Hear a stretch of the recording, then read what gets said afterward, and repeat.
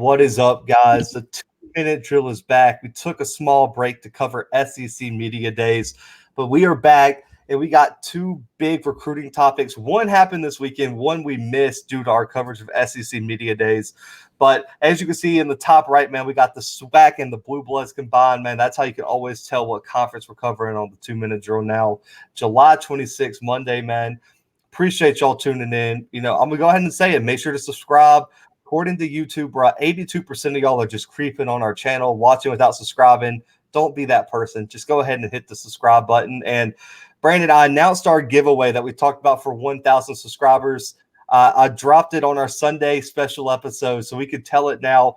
If you subscribe now, we hit 1,000 subscribers. Me and Brandon are picking 2 lucky subscribers, man. And we got y'all some tickets to whatever game y'all want to go to in the regular season. We ain't buying y'all Rose Bowl tickets, bro. We ain't a regular season game for either this season or next season, kind of depending on when it is. So, like, if your favorite team already played the game you wanted to go to, bro, we can push it off to next season. But we got y'all covered, man. That's the biggest giveaway any channel on YouTube, bro, is giving out, man. So make sure to subscribe now and support the Bluebloods, man. We only YouTube channel covering all the levels of college football. So make sure to subscribe. But B-Dub, let's get into it, man. We got 2 SWAC commitments. We'll start with the one that happened this weekend. This one, you know this kid pretty well. Tay Provens committed to LSU out of Madison County, out of Alabama, man. 5'11", 187. He was a 3-star recruit. Got into a bit of a legal trouble. I don't want to cover all that, man. The cases have been dropped. Everything's been solved there, so no reason to harp on that. But he leaves LSU, winds up at Alabama A&M, and oh man, this kid can ball out. He was one of the top running backs in the state of Alabama, committed to LSU over other schools like Auburn, Georgia, Alabama. I mean, this kid was so highly recruited. But Brandon, what's your initial takeaway of Provens, and what do you think about his commitment to Alabama A&M? So it's kind of hard to say, Zach. I mean, yeah, he played for LSU. He played in 1 game, though, and he has 13 yards total for the Tigers. So he touched the ball 4 times in that game. Not a lot of action. There were the allegations out there. We're not touching on it, like you said. But it's hard to say what Alabama A&M is getting out of this kid. I mean, it could be. I've seen his film, and I've heard like reports of like times at practice at LSU. But the last game he played in was 2018. So I think this is more of a question of how well could he stay in shape? How well is he going to be prepared to play in the future? Because we know he can play. Like, we know he can ball. You don't just go to LSU at the running back position if you can't. That's the thing. That's like the main key there. I feel like LSU, and I'm a little bit biased, but I feel like they always have just like a steady stable of running backs.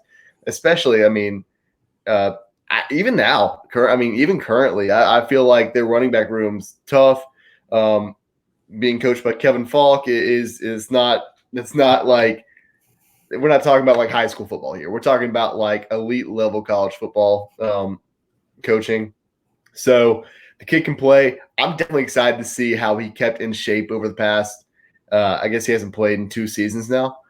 A lot of stuff happening with it in 2020. So there's really no way he could.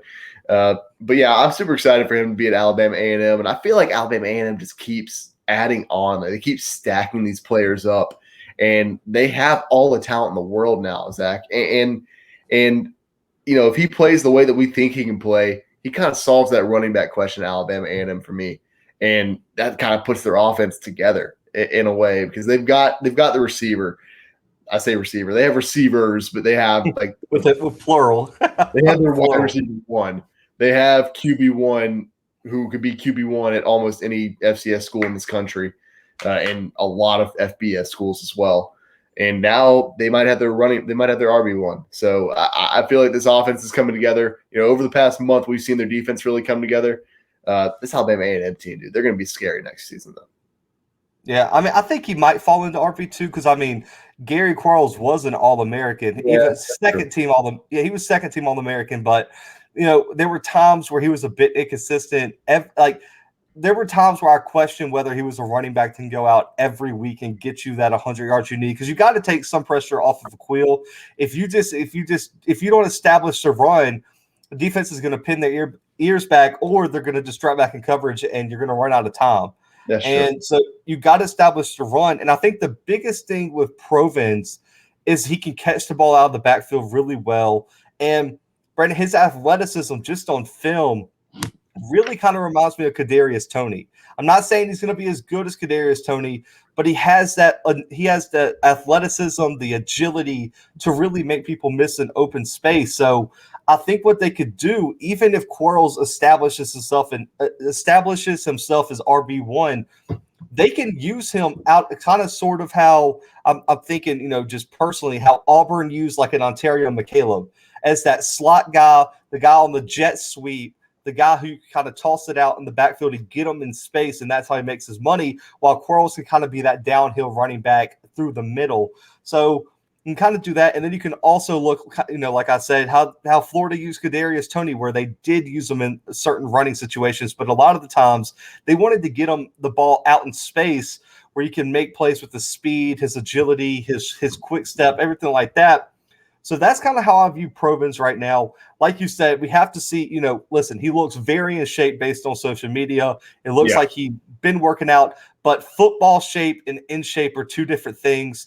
I'm really interested to see how Jason May and these guys use him over there in Alabama A&M, but huge commitment. And even if, Brandon, let's just say Quarles has this day this year, what about the future if Quincy Casey could pull out that QB battle and then you got Provens at running back? That's a 1-2 combo that's going to be scary in the SWAC. And so, listen, yes, Jackson State's loaded. Yes, FAMU's coming in, Southern. All these schools are loading up, Alcorn.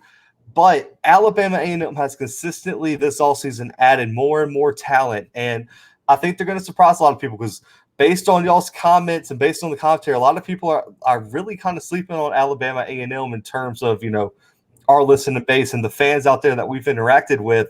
Alabama A&M kind of a second thought, but I think Provens, Brandon, he might not carve out that RB1 role, but I'd be shocked if he doesn't find his way on special teams and or some of that kind of, I guess, slot type work or, maybe a RB2, but I'm very interested to see how it plays out. But let's move on here, man. We got, we don't cover these types of commitments a lot, especially for this position.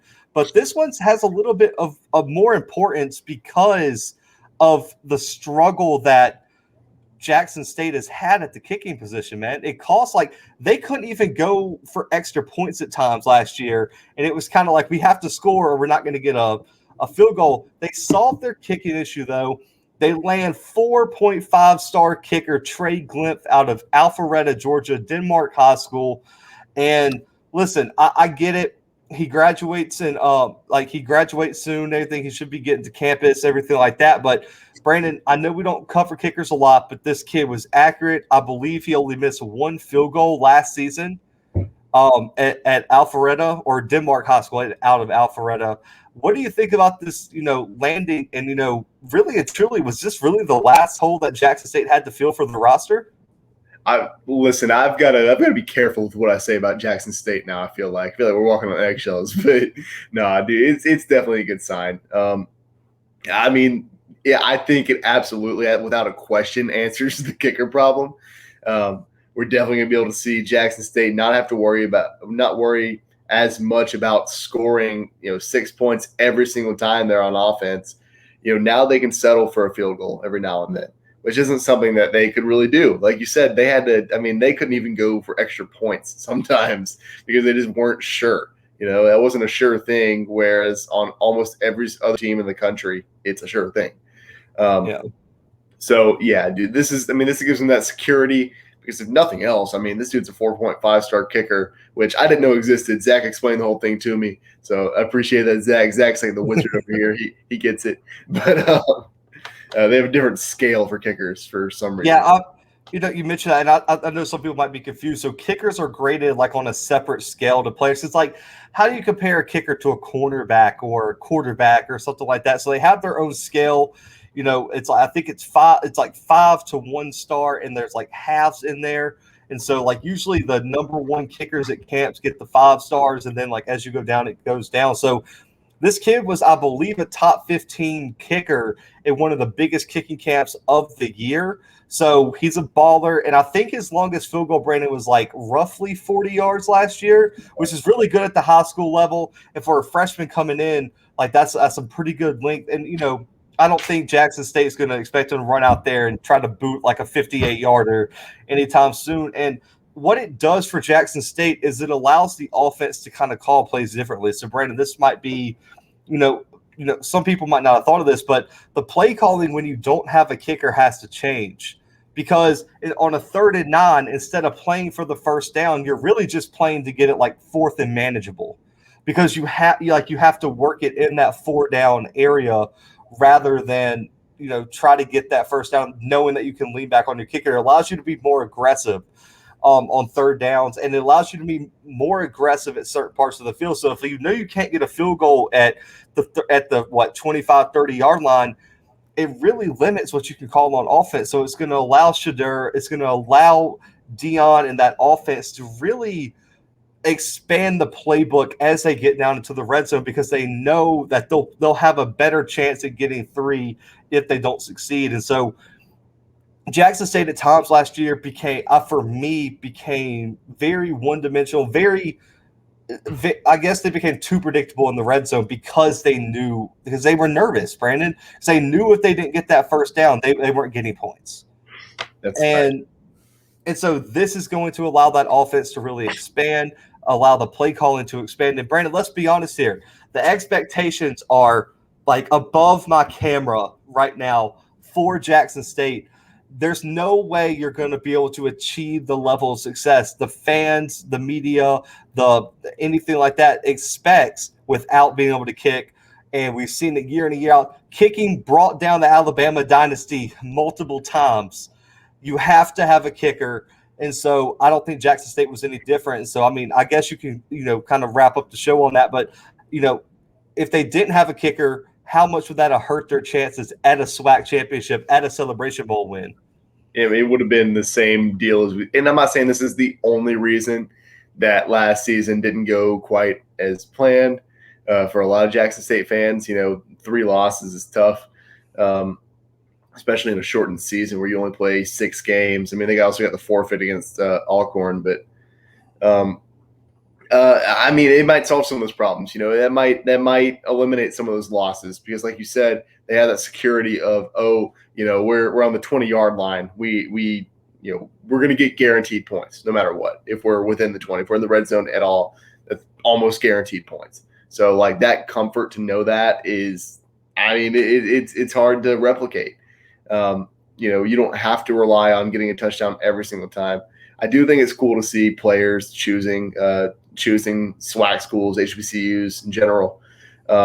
One thing that I learned, I think it was like a year ago, it's kind of interesting, is that like the best kickers in the country usually won't go to like Power 5 schools because they aren't going to get a scholarship there. So I'd love to see a lot more like FCS programs, the SWAC teams that we cover a lot of. I mean, I know there's a ton of FCS programs out there, but we mainly cover the SWAC. I'd love to see them offer more scholarships because they're not filling all of their scholarship spots. So why not, or some of them aren't, but some of them aren't. Why not offer a kicker? Why not give a kid a full ride to come to your school? Because you can get some of the best kickers in the country to come to a SWAC school, to come to any FCS program, because you have that scholarship to offer them. Absolutely. And to wrap it up, think about the momentum change too. Like, Brandon, you're watching a game, you get down inside the 10 and you come away with 0 points because you miss a field goal or you miss a 4th down. Talk about like the momentum swing, man. Yeah. You went from being 3-0 or 7-0 and now it's 0-0 and the ball's going the other way. So, like, I don't think you can speak enough to how this is going to help Jackson State keep the momentum in their favor and close games. There's always a game, especially in a full season now. It's going to come down to whether you can make a field goal. And Jackson State has that answered, man. So I'm excited for Jackson State. I'm excited for Trey Glymph. He reached out to us on Twitter, man. Shout out to Trey, man. I can't wait to see what you do, man. We'll have to get you on here sometime, man.